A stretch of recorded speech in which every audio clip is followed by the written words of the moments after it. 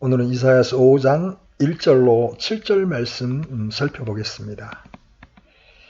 이제 나는 내가 지극히 사랑하는 자를 위하여 노래를 부르되 그의 포도원에 관해 내가 사랑하는 자에 대한 노래를 부르리라. 내가 지극히 사랑하는 자에게 포도원이 있는데 열매를 풍성히 내는 작은 산에 있도다. 그가 거기에 울타리를 두르고 그것에 돌을 주어 내고 최상품의 포도나무를 거기에 심고 그것의 한가운데에 망대를 세우고 또 그 안에 포도즙 틀을 만들었도다. 포도원이 포도내기를 그가 바랐는데 그것이 들 포도를 내었도다. 오 예루살렘 거주민들아, 유다 사람들아, 청하노니 이제 나와 내 포도원 사이에 판단하라. 내가 내 포도원을 위해 무슨 일을 더 할 수 있었으랴.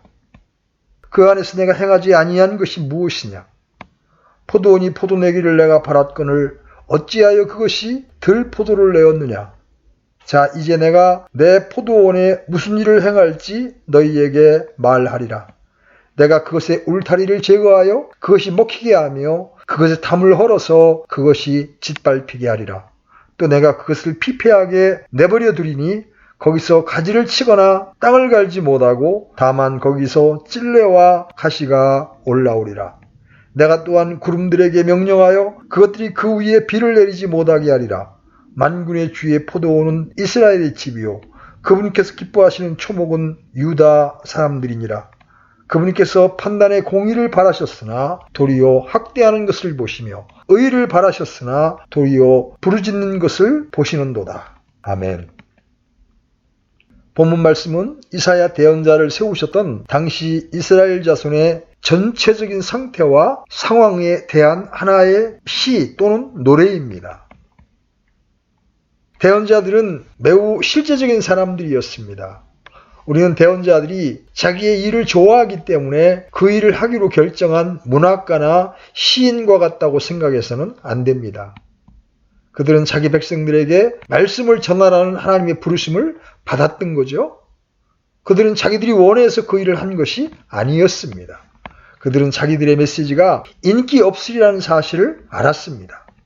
그러나 그들은 하나님의 부르심에 대해 의식하고 있었습니다. 더 나아가 그들은 하나님이 자기들에게 메시지를 주셨다는 사실도 알고 있었습니다. 그들은 오늘날 어떤 사람들이 세상에 돌아가는 일들을 보고 나름대로 유익하다고 생각한 어떤 제안들을 책이나 신문의 글로 써내는 것처럼 세상을 돌아보고 어떤 결론에 다다른 것이 아니었습니다.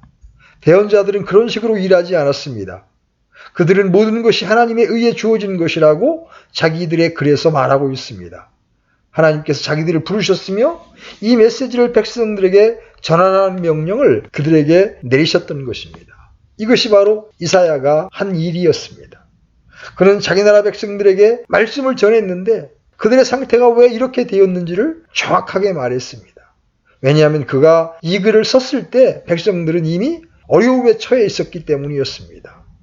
위대하고 강했던 그들의 나라는 악한 때를 당해 무너지기 시작하고 있었습니다. 모든 것이 잘못된 방향으로 나아갔고 그러다 보니 온갖 종류의 사람들이 자기들의 의견을 개진하기 위해 몰려들었습니다. 그런 상황 가운데서 하나님으로부터 온 이 메시지가 이 사람을 통해서 백성들에게 전해졌습니다. 그는 이것이 너희들에게 닥친 어려움의 이유이며 이런 일들이 너희들에게 일어나는 이유이다라고 말했습니다.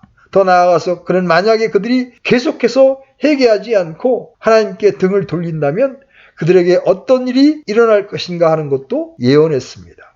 이것이 이 위대한 대언자 이사야의 메시지를 요약한 것입니다. 물론 이것은 모든 다른 대언자들에게도 동일하게 적용됩니다. 그들 모두는 같은 메시지를 전했으며 그 메시지를 하나님에게서 받았습니다. 그들은 그 메시지를 각자 다른 방법으로 전했습니다. 왜냐하면 하나님은 그들을 단지 하나의 기계로 사용한 것이 아니기 때문입니다. 대언자들의 개성을 통해서 그 메시지는 전해졌습니다. 그러나 그것은 하나님의 것이지 사람의 것이 아니었습니다.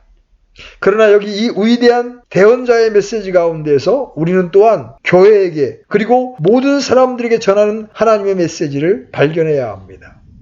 이스라엘 나라는 하나님이 그 나라를 통해 모든 인류에게 말씀하시기 위해 정하신 견본이나 모형이 되기도 합니다. 지금의 우리들에게 구약시대에는 오직 이스라엘 사람들만이 하나님의 백성들인 것으로 여겨질 수 있습니다. 그러나 지금과 마찬가지로 그때에도 모든 세상이 하나님께 속해 있었습니다. 그들은 오늘날의 기독교인이나 교회가 특별한 의미에서 하나님의 백성인 것 같이 아주 특별한 의미에서 하나님의 백성이었습니다. 그러나 모든 세상은 하나님께 속해 있습니다. 그래서 이 특별한 나라의 대언자에게 하나님이 무엇을 말씀하셨는지를 공부할 때 우리는 동시에 하나님이 우리 모든 사람들에게 무엇을 말씀하시는지를 알게 됩니다.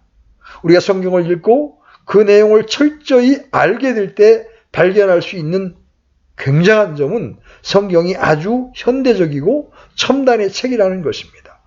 그것은 모든 연령과 세대의 사람들에게 말씀하시는 책입니다. 왜냐하면 인류의 본질적인 속성은 시대를 막론하고 동일하며 하나님도 언제나 동일하시기 때문입니다. 그래서 세상을 향한 하나님의 메시지는 여전히 오래된 말씀입니다. 그리고 저는 이 말씀이 지금 이 세상에서 얼마나 관련성이 있는지 보여드리기를 원합니다. 여기 이스라엘 사람들을 보십시오. 그들은 어려움에 처해 있습니다. 모든 것이 잘못되었으며 오랜 시간이 지나서야 마침내 그들은 그것을 깨닫기 시작했습니다. 그러면 무엇이 잘못되었습니까? 어떻게 이런 일이 일어났습니까? 그것에 대해 할 수 있었던 일은 무엇이었습니까? 이것이 질문이었습니다. 그것은 오늘날에도 마찬가지입니다. 모든 세상은 어려움에 처해 있으며 사람들은 그것을 알아야 합니다. 어지럽고 불행한 세상입니다. 일반적인 문제들이 있으며 개인적이고 특별한 문제들도 있습니다. 고통과 어려움의 요소가 있다는 것을 깨닫지 않은 채 이 세상을 살아가는 사람은 아무도 없습니다. 신문은 언제나 우리에게 비극과 불행과 실망들을 전해줍니다. 이제 모든 사람들은 이것을 압니다. 그러나 문제는 그들이 그 원인을 모른다는 것입니다. 성경은 그 원인을 가르쳐줍니다. 성경보다 더 실제적인 책은 없습니다. 성경은 바로 지금 이 순간 세상에 전하는 말씀인 것입니다. 우리 모두는 왜 완전한 행복을 누리지 못합니까? 왜 나라 간에 서로 받아들이지 못하고 또한 선을 위해 함께 일하지 않습니까? 왜 문제와 불화와 불행과 필연적인 고통들이 도처에 존재합니까? 세상은 그 이유를 알지 못해 당혹해하고 있으며 모든 종류의 사람들이 자기 나름의 견해를 제시하고 있습니다. 그러나 이에 대한 하나님의 말씀을 여러분에게 보여드리는 것이 사역자의 임무이며 역할입니다. 예수님이 태어나시기 약 8세기 전에 하나님이 그의 종인 대언자 이사야를 통해 말씀하신 것과 똑같이 오늘날의 세상에게 하나님이 말씀하시는 것이 무엇인지를 보여주는 것이 저의 임무이기도 합니다.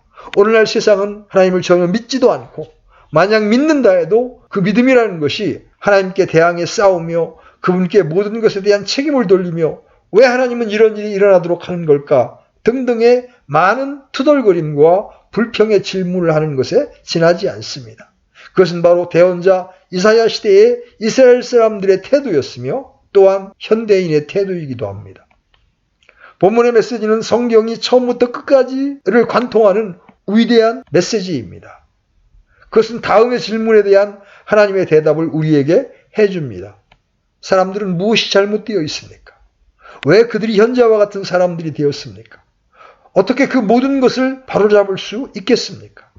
성경은 끊임없이 다양한 방법으로 이 메시지를 우리에게 전해줍니다. 평범한 가르침을 통해서, 역사를 통해서, 그리고 때로는 여기 이사야 5장에 있는 것과 같은 회화적인 표현 또는 노래를 통해서 메시지가 전달되는 것입니다. 여기에 우리는 또다시 하나님의 큰 친절과 긍휼과 연민을 봅니다. 우리는 모두 다 다릅니다. 그래서 진리의 어떤 표현이 어떤 한 사람을 돕는다면 그것을 다른 방식으로 표현하는 것은 또 다른 어떤 사람을 도울 수 있습니다. 그리하여 우리 모두가 이 진리를 이해할 수 있도록 여러 다른 방식을 통해 하나님의 메시지가 우리에게 전해집니다.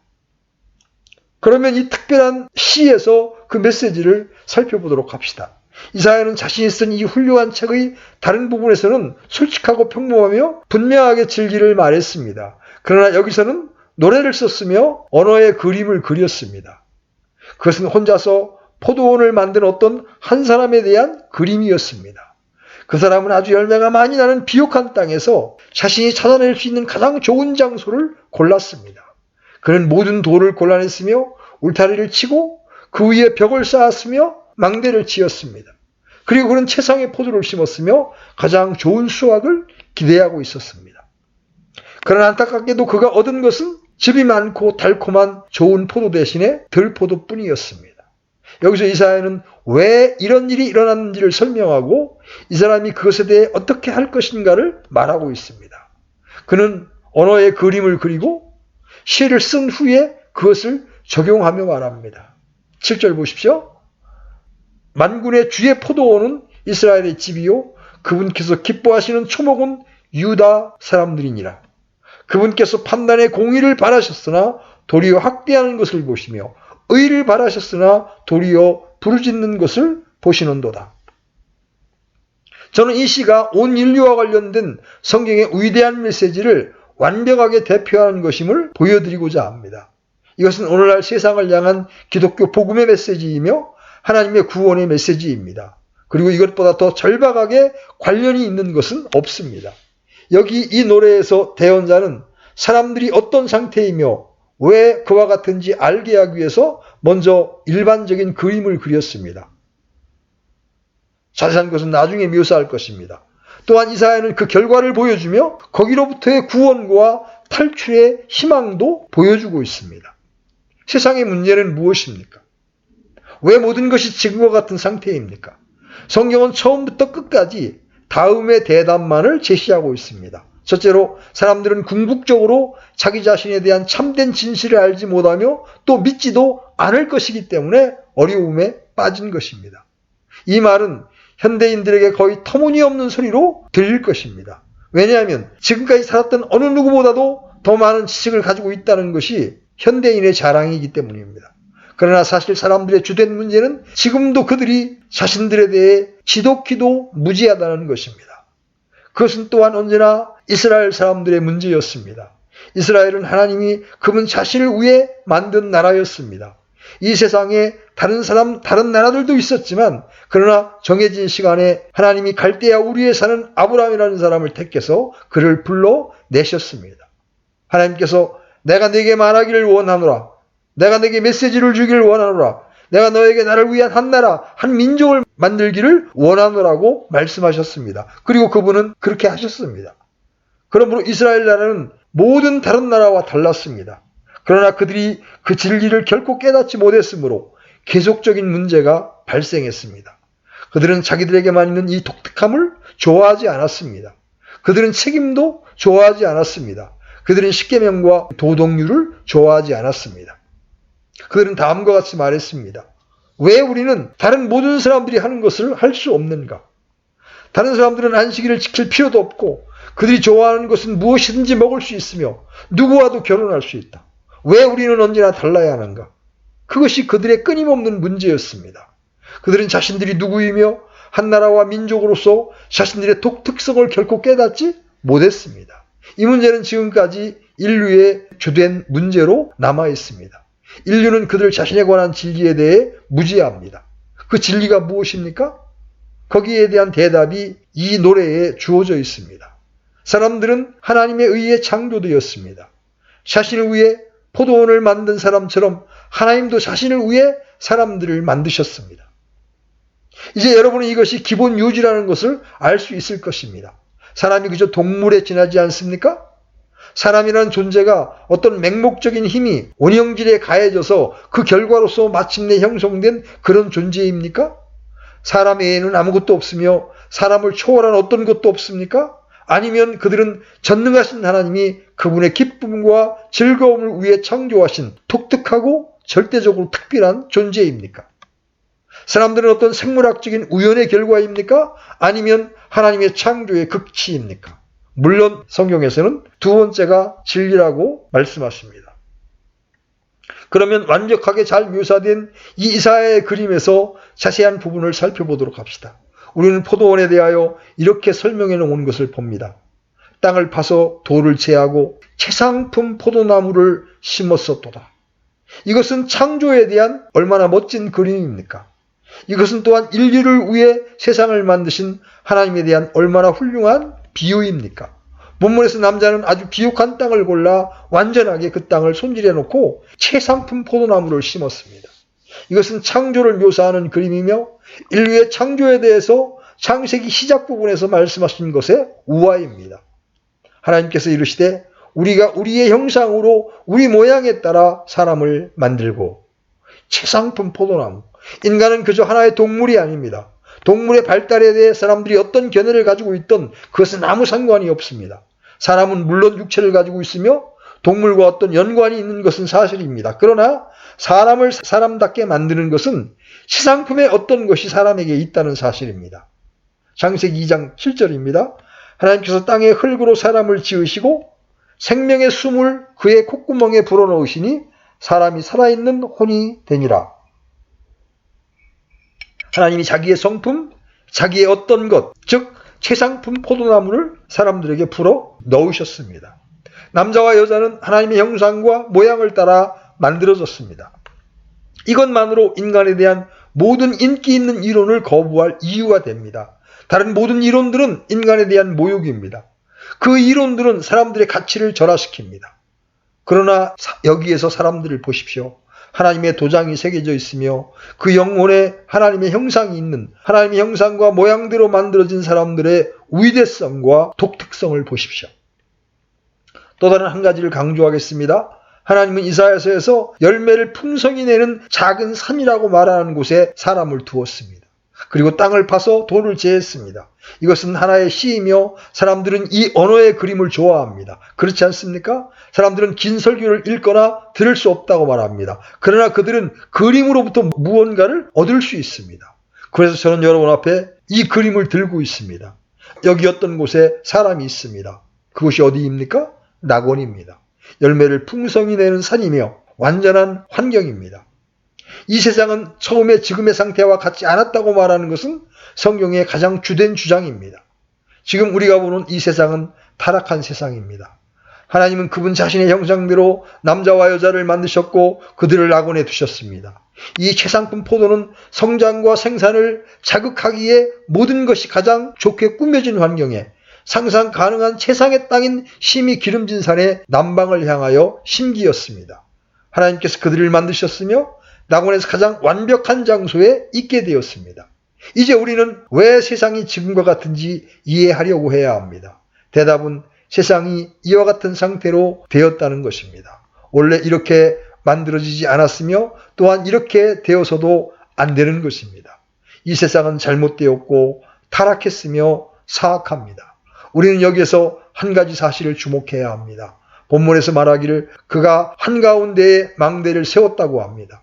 이것은 무엇을 의미하는 것입니까?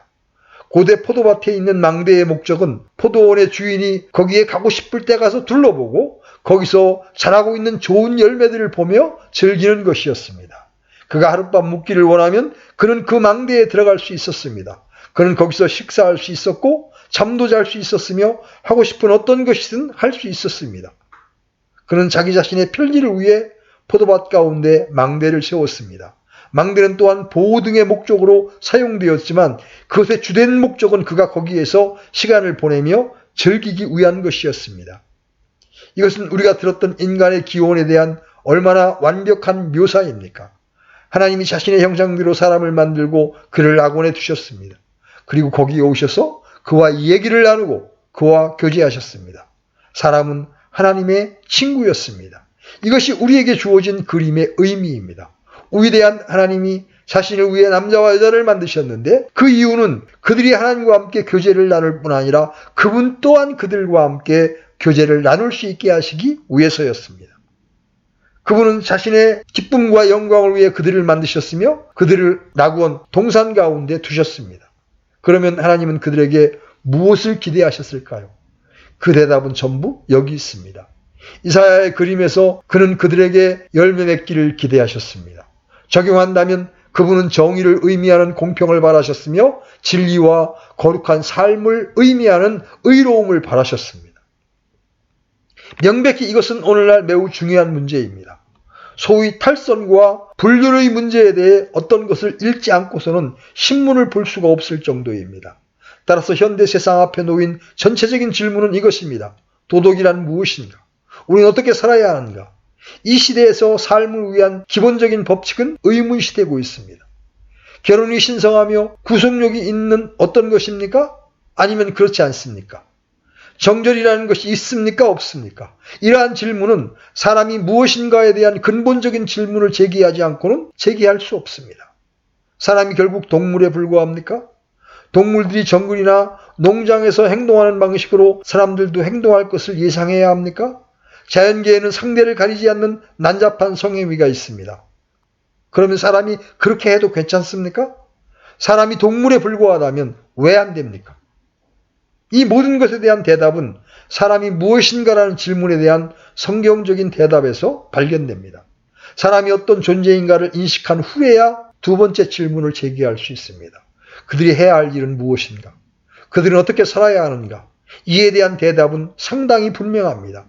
자기 형상대로 사람들을 만드신 하나님은 명백히 그들로부터 무언가를 기대하셨습니다. 하나님은 그들을 피조물의 영장으로 만드셨고 따라서 그들이 다른 피조물들과는 다르게 살 것을 기대하셨습니다. 동물들은 자기들의 본능에 의해 살며 그 본능을 순종합니다. 그것은 아무 문제가 되지 않습니다. 왜냐하면 그것들은 동물들이기 때문입니다. 어떤 동물이 가리지 않고 난잡한 방식으로 행동한다고 해서 그 동물을 징계하거나 고치려고 할 사람은 없을 것입니다. 왜냐하면 그렇게 행동하는 것에 아무런 잘못도 없기 때문입니다. 그러나 사람들이 그와 같이 살기를 기대해야 합니까? 아닙니다. 하나님은 공의를 원하시며 의를 원하시며 분별력을 원하십니다. 이것이 사람에 대한 성경적 견해입니다. 하나님의 형상대로 만들어졌기 때문에 그들은 어떤 특별한 기준에 의거해 살도록 의도되었습니다. 그들은 하나님의 율법을 존중하도록 의도되었고 하나님의 동반자가 되도록 의도되었습니다. 이것이 우리에게 기대하시는 것입니다. 그분은 우리가 의롭고 훈련되며 절제하고 순결하며 하나님의 영광의 어떤 면을 반영하며 우리의 육체에 지배당하기보다는 그것을 다스리는 주인이 되기를 원하십니다. 그것이 하나님이 기대하시는 것입니다. 그분은 의로움과 공평을 기대하십니다. 이것들은 대언자 이사야가 인간과 우리의 기원과 우리의 성품과 우리가 어떤 존재가 되며 어떻게 살아야 할 것인가에 대한 본질적인 진리를 본문의 비유를 통해 우리에게 상기시키는 방법들입니다. 이사야가 제시한 두 번째 일반적인 원리는 인간 행동의 철저한 비합리성입니다. 다음의 요청에서 그 원리를 발견할 수 있습니다. 오 예루살렘 거주민들아, 유다 사람들아, 청하노니 이제 나와 포도원 사이에 판단하라. 다른 말로 하면 그는 이성과 이해와 상식에 호소하고 있는 것입니다. 포도원 주인을 말합니다. 여기 보십시오. 이것이 내가 가장 비옥한 언덕에 최상의 포도나무를 심은 모습입니다. 나는 이 포도원에게 모든 기회를 다 주었습니다. 여러분에게 객관적으로 요청합니다. 나와 내 포도원 사이를 판단하십시오. 와서 배심원을 구성해서 이 포도원의 행동에 대해 선고를 내리십시오. 사람들 삶의 철저한 비합리성과 그들의 죄, 바로 그것이 성경에서 주장하는 또 하나의 위대한 주장입니다. 사람들이 행동하고 살아가는 방식을 고려해 보십시오. 현재 사람들이 어떻게 행하고 있습니까? 그 모든 문제의 본질적인 원인이 무엇입니까? 그것은 불순종과 반역이라는 말로 표현될 수 있습니다. 나는 그 불순종과 반역의 철저한 비합리성을 보여주기를 원합니다. 하나님의 형상으로 지음받은 남자와 여자는 완벽한 환경 가운데 하나님과의 이상적인 교제의 삶을 부여받았습니다. 그들은 의와 거룩함의 삶을 누리도록 의도되었습니다. 그런데 그들이 했던 일은 무엇이었습니까? 그들은 고의적으로 하나님의 법을 경멸했고 하나님에 대해 반역했고 하나님께서 등을 돌렸으며 반대 방향으로 갔습니다. 그것은 다음의 이유 때문에 비합리적입니다. 하나님의 방식에 무슨 잘못이 있습니까? 하나님이 그들에게 기대한 것에 대해 무슨 잘못이 있습니까? 왜 사람들은 하나님 없이 살아가고 있습니까? 하나님의 법을 경멸하고 신성한 것에 침을 뱉고 주 예수 그리스도의 가르침을 무시할 때 자기들이 똑똑하다고 생각하는 이유는 무엇입니까? 왜 사람들이 그렇게 합니까? 이렇게 질문해 봅시다. 하나님이 없는 삶을 사람들은 어떻게 정당화합니까? 그것을 긍정적으로 표현해 봅시다. 하나님의 요구에 잘못된 점이 무엇입니까? 그분은 분별력과 의로움을 기대하셨습니다. 거기에 무슨 잘못이 있습니까? 이성적으로 말해 보십시오. 십계명에 대반대하는 이유가 무엇입니까? 첫 네 계명을 살펴봅시다. 하나님을 경배하며 그분만을 섬겨라. 우상에게 절하지 말라. 그 명령에 어떤 잘못이 있습니까? 왜 사람들이 우상에 절하기를 원합니까? 너는 주 내 하나님의 이름을 헛되이 취하지 말라. 이 명령에 반대하는 이유가 무엇입니까? 안식일을 기억하여 거룩히 지키라. 안식일을 지키는 것의 잘못이 무엇입니까? 의사들조차도 일주일에 하루는 쉬는 것이 좋다고 말합니다. 왜 당신의 마음과 영혼을 개발하고 영혼에 대해 생각하지 않습니까? 이제 보다 실제적인 명령들인 마지막 6계명으로 가봅시다. 살인하지 말라. 거기에 대한 반대가 무엇입니까? 죽이려 하는 것이 합리적입니까? 도둑질하지 말라. 그 명령이 비합리적입니까? 그러면 훔치고 다른 사람의 소유와 재산을 빼앗는 것이 합리적인 일입니까? 내 아버지와 내 어머니를 공경하라. 우리는 부모님을 통해 이 세상에 태어났고 그분들의 돌봄을 받았습니다. 부모님은 우리 때문에 안식의 밤을 포기했습니다. 우리를 위해 그분들이 못할 일은 아무것도 없었습니다. 부모님은 우리에게 그들의 사랑을 쏟아 부었습니다. 그들을 공경하라고 요구하는 것이 비합리적입니까? 이사야 대언자가 말씀하는 것을 들어보십시오. 오 예루살렘 거주민들아, 유다 사람들아, 청하노니 이제 나와 포도원 사이에 판단하라. 십계명에 있는 하나님의 요구 가운데 비합리적인 것이 어디에 있습니까? 간음하지 말라. 사람들에게 자기들의 결혼 서약을 지키라고 요구하는 것이 비합리적입니까? 조금 절제하라고 요청하는 것이 잘못입니까?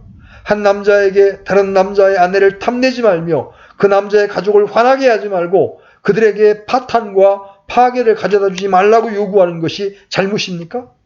보십시오. 하나님이 하셨던 다른 모든 요구도 마찬가지입니다. 그분은 그들에게 공평과 의를 바라셨습니다.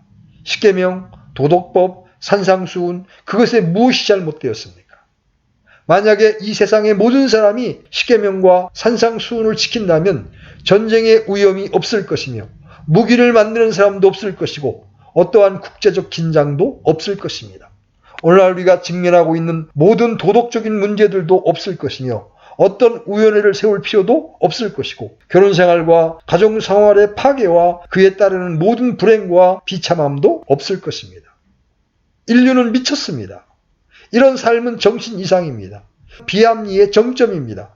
하나님에 대한 반역과 그분의 거룩한 법을 경멸하는 것은 무분별함의 정점입니다. 인간은 이성적인 동물이 아니라 바보입니다. 그들은 정신과 두뇌가 아닌 본능과 욕정에 의해 지배받고 있습니다.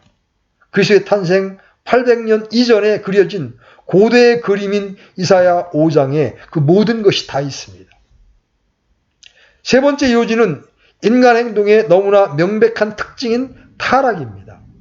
그는 이것을 2번씩이나 말했습니다. 포도원이 포도내기를 그가 바랐는데 그들이 덜 포도를 내었도다. 포도원이 포도내기를 내가 바랐거늘 어찌하여 그것이 덜 포도를 내었느냐. 그는 또 말합니다. 그분께서 판단의 공의를 바라셨으나 도리어 학대하는 것을 보시며 의를 바라셨으나 도리어 부르짖는 것을 보시는도다. 이것이 타락입니다. 사람들은 자기들이 산출하도록 의도된 것에 정반대를 산출했던 겁니다. 그들은 열매가 풍성한 포도나무와 같이 가장 달콤하고 즙이 많은 최상의 과일을 내기로 되어 있었습니다. 그러나 실제로는 들포도를 내었습니다. 들포도는 어떤 가치도 자약물도 없는 악한 포도입니다. 그것은 불쾌하고 쓴 포도입니다. 그것은 쓸모없고 거짓이며 가짜입니다. 그것은 진짜 같아 보이지만 입에 넣으면 진짜가 아닌 것을 알게 되고 결국 입에서 뱉어냄을 다하고 맙니다. 이것이 전체 인간 삶의 완벽한 요약 아닙니까? 세상을 둘러보며 이 세상이 무엇을 하고 있는지 요약해 보십시오. 술 취함, 도둑질, 간음, 음란, 폭력, 질투, 투기, 원한, 악의, 증오, 그런 것들은 쓸모없고 씁쓸합니다. 그것은 내뱉어질 것입니다. 만약 사람들이 제정신이라면 그들은 그것을 혐오하고 버릴 것입니다. 세상은 궁극적인 가치가 있는 어떤 것도 만들어내지 못합니다. 세상은 살아있는 것 같지만 살고 있지 않은 것, 즉 가짜를 만들어내고 있습니다. 그것은 악한 존재이며 결국 무익한 존재입니다. 그 모든 것이 이 해화적인 표현 안에 있습니다. 좋은 포도 맺기를 바랐더니 들포도를 맺혔더라. 그 씁쓸하고 신맛의 들포도 말입니다. 그것은 타락이며 뒤틀림입니다. 사람들은 비틀어져 있습니다. 그들은 결코 이렇게 되도록 의도되지 않았습니다.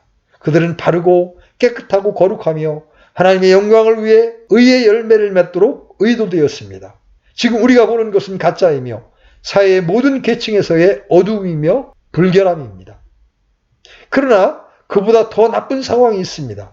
그것은 인간이 절대 변명할 수 없다는 사실입니다. 이 애젓된 말을 들어보십시오. 내가 내 포도원을 위하여 행한 것 외에 무엇을 더할 수 있었으랴. 여기 이 훌륭한 땅, 그 비옥한 언덕을 사서 돌을 골라내고 울타리를 세워 그 땅을 보호하고 거기에 가장 좋은 포도나무를 심었던 사람이 있습니다. 그러나 그는 들포도밖에는 아무것도 거둘 수 없었습니다.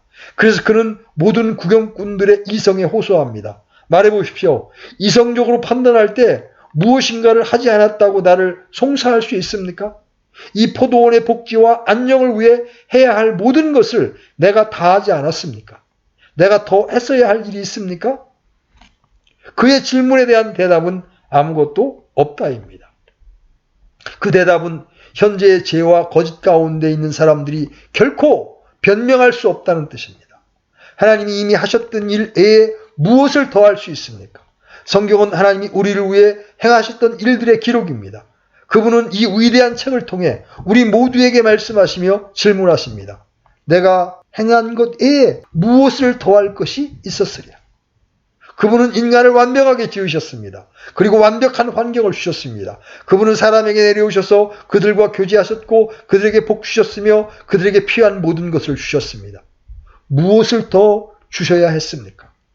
이 세상의 처음 때뿐 아니라 계속해서 하나님은 같은 방법으로 행하셨습니다. 첫 남자와 여자가 그 어리석음 가운데 하나님께 반역하고 마귀의 말을 듣고 죄를 범하여 타락하고 스스로에게 혼돈을 가져왔을 때 하나님은 그들을 지상에서 끊어버리지 않으셨습니다.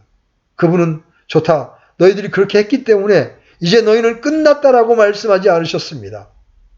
그들이 반역하고 그야말로 하나님의 얼굴에 침을 뱉었을 때조차도 하나님은 오히려 이 땅에 내려오셨습니다. 그리고 저녁의 시원함 가운데 동산에서 주 하나님의 음성이 그들에게 들려졌습니다.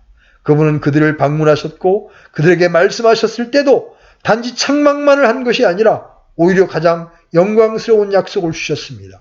비록 너희가 이렇게 했지만, 비록 이 모든 것을 너희가 스스로에게 불러들였지만 그럼에도 불구하고 나는 여자의 씨가 뱀의 머리를 상하게 할 것이라는 약속을 너희에게 한다 라고 그분은 말씀하셨습니다. 그분은 해방과 구원의 길을 약속하셨던 겁니다. 구약의 위대한 이야기를 읽은 후 신약으로 가도 동일한 사실을 발견할 것입니다. 신약에서 우리는 우리에게 공급하시는 하나님의 친절을 봅니다. 마태복음 5장 45절입니다. 그리하면 너희가 하늘에 계신 너희 아버지의 아들이 되리니 그분께서는 자신의 해를 악한 자와 선한 자 위에 떠오르게 하시며 비를 의로운 자와 불의한 자 위에 내려 주시느니라. 하나님은 우리에게 생명을 주셨고 건강과 힘과 음식과 의복을 주셨습니다. 만약 하나님이 그분의 공급하심을 거둬들인다면 모든 것이 무너질 것입니다. 우리 모두는 굶주리게 될 것이고 헐벗게 될 것입니다. 비록 우리가 하나님께 반역해도 하나님은 우리로 삶을 영위하게 하십니다. 그분의 친절하신 공급인 것입니다. 그분은 또한 자신의 거룩한 율법을 통해 우리를 가르치시기 위해 각별히 노력하셨습니다. 비록 우리는 타락했고 불순종했지만 그분은 우리 자신에게 관심을 가지고 계십니다. 그리고 그 모든 것 가운데 가장 놀라운 것은 하나님의 인내와 인자하심을 우리가 본다는 사실입니다. 그분은 이스라엘 나라를 세우셨고 그 나라를 통해 전 세계에게 말씀하셨습니다. 그들에 대한 하나님의 인내를 보십시오. 그들은 하나님께 반대되게 행했고 어려움에 빠졌습니다. 그러나 그들이 하나님께 등을 돌렸을 때도 하나님은 그들을 받아주셨습니다. 우리 가운데 대부분은 그들을 날려버렸을 겁니다. 그러나 하나님은 자기에게 반역한 그들에게 너희를 용서하리라고 말씀하셨습니다. 그리고 그들에게 자신의 사랑을 쏟아 부었습니다. 그런 후에도 그들은 자기 길로 나갔고 같은 짓을 또 했습니다. 그들이 다시 돌아와 회개하며 부르짖을 때 하나님은 다시 그들을 받으셨습니다. 그분은 계속적으로 이렇게 하셨습니다. 그분의 오래 참음과 인내와 긍휼과 연민을 보십시오. 하나님이 얼마나 놀랍게 참으셨는지, 전체 나라의 경우뿐 아니라 잘못을 범했다가 다시 돌아온 그 나라의 위대한 지도자들의 경우도 보십시오. 하나님이 이스라엘 나라를 위해 더 무엇을 하셨어야 했습니까? 그런 다음 그분이 우리에게 주셨던 경고에 대해서도 생각해 보십시오.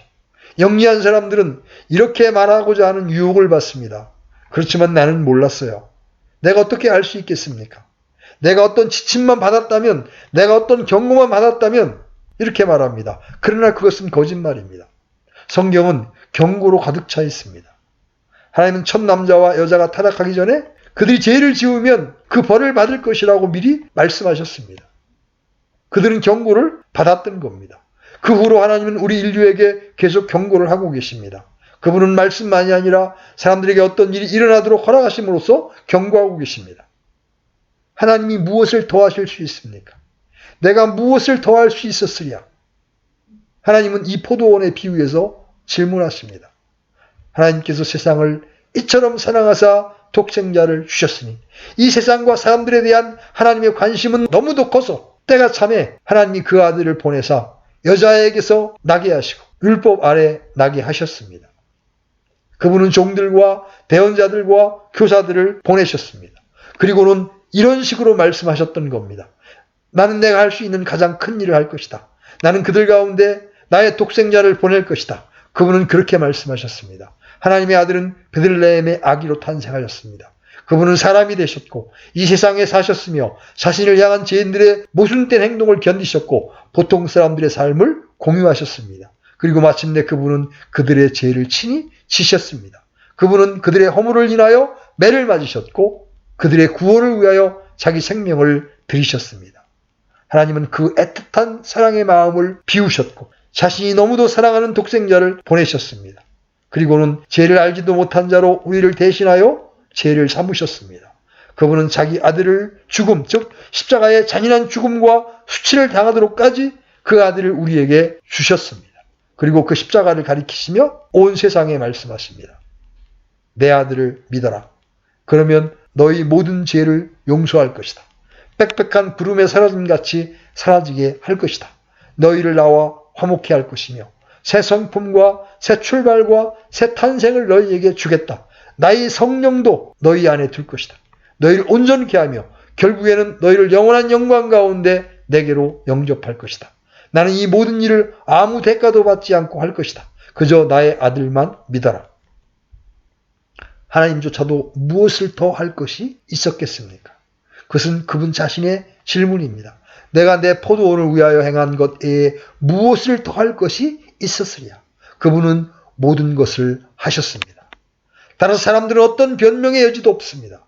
여러분의 연약함과 죄의 깊이 또는 이 세상에 있는 악의 능력에 대해 말하는 것은 아무 소용도 없습니다. 나는 그 모든 것에 대해 압니다. 그러나 하나님의 구원은 더 강력하며 여러분이 현재 상태에 있는 것은 그 구원의 능력을 믿지 않았기 때문입니다.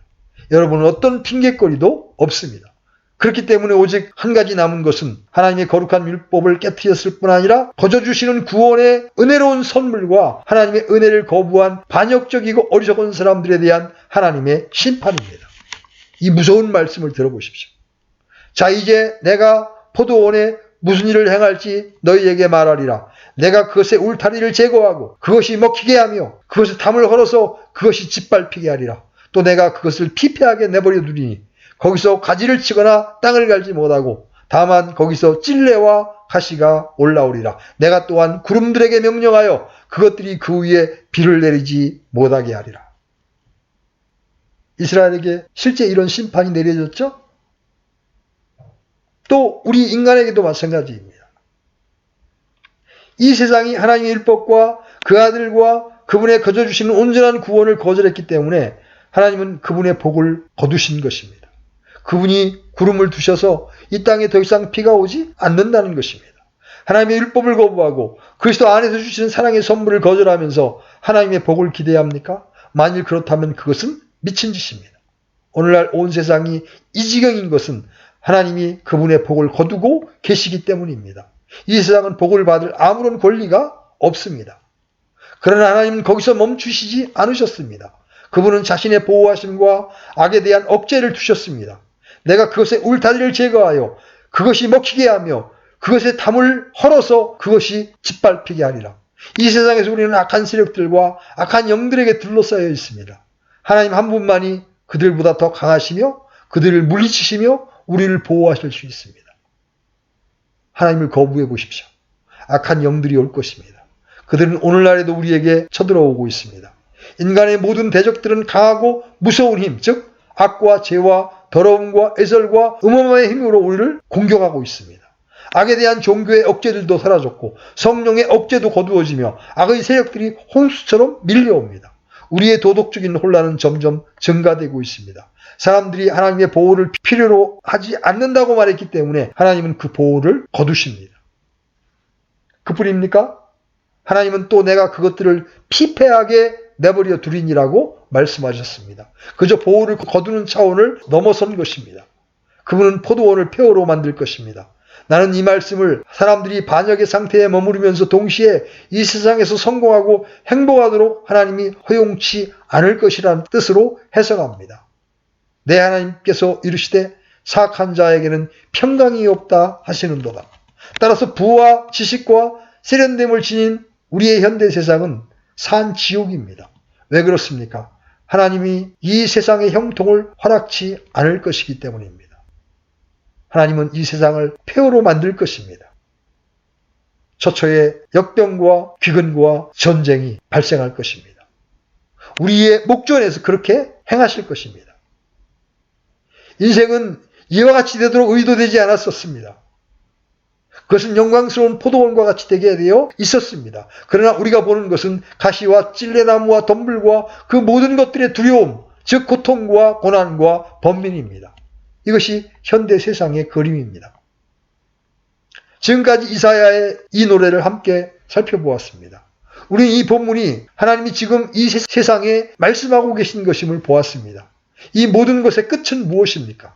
여기에 메시지가 있습니다.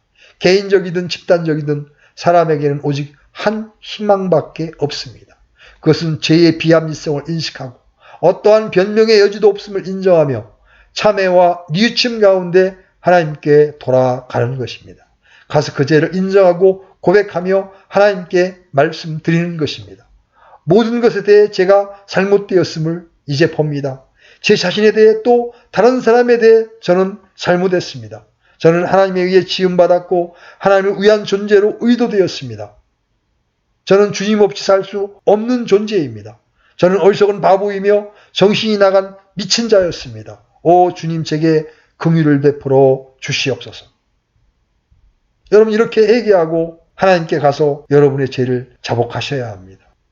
하나님은 당신의 독생자를 우리와 같은 죄인들을 위하여 이 세상에 보내주셨습니다. 주님 말씀하십니다. 내가 내 독생자를 보낸 것 외에 무엇을 더할 수 있었으랴. 예, 하나님은 더 이상 하실 것이 없습니다. 당신의 아들 안에서 모든 것을 하셨습니다.